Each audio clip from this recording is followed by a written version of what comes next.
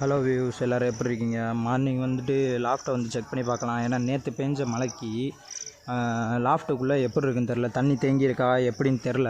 சரி, தம்பி யாருன்னு பார்த்தீங்கன்னா பக்கத்து வீட்டு பையன்தான். அண்ணே நான் திறக்கிறேன்னு சொன்னாப்புல. சரி திற தம்பி அப்படின்னு சொல்லிட்டு நம்மளும் வீடியோ எடுக்க ஆரம்பிச்சிட்டோம்.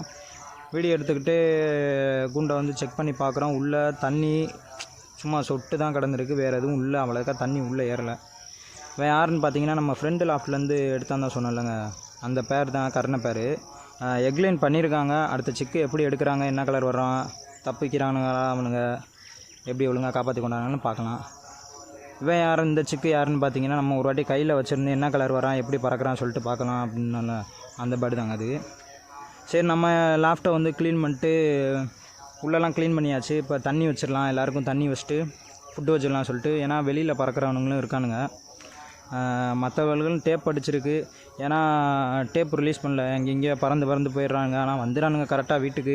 அதனால் ஒன்றும் பிரச்சனை இல்லை. சரி, மிஸ் ஆகிடுவானுங்க, தீபாவளி டைம் வேறு வெடி போட்டானுங்களா, அதனால் டேப் அடிச்சு விட்டேன் எல்லாத்துக்கும்.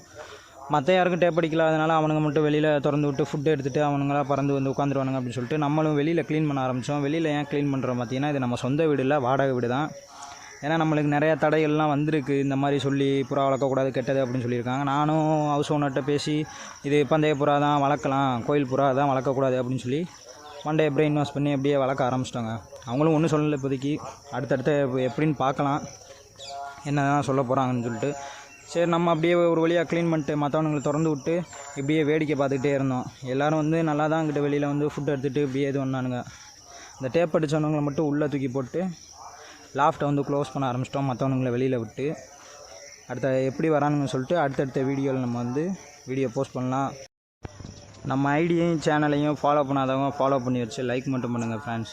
ஏன்னா அடுத்தடுத்த வீடியோ வந்து உங்களுக்காண்டி தான் போஸ்ட் பண்ணணும். நீங்கள் எப்படி சப்போர்ட் பண்ணுறீங்கன்னு பார்த்துட்டு அடுத்தடுத்த அப்டேட்ஸ் வந்து பார்க்கலாம் எப்படி போடலான்னு சொல்லிட்டு.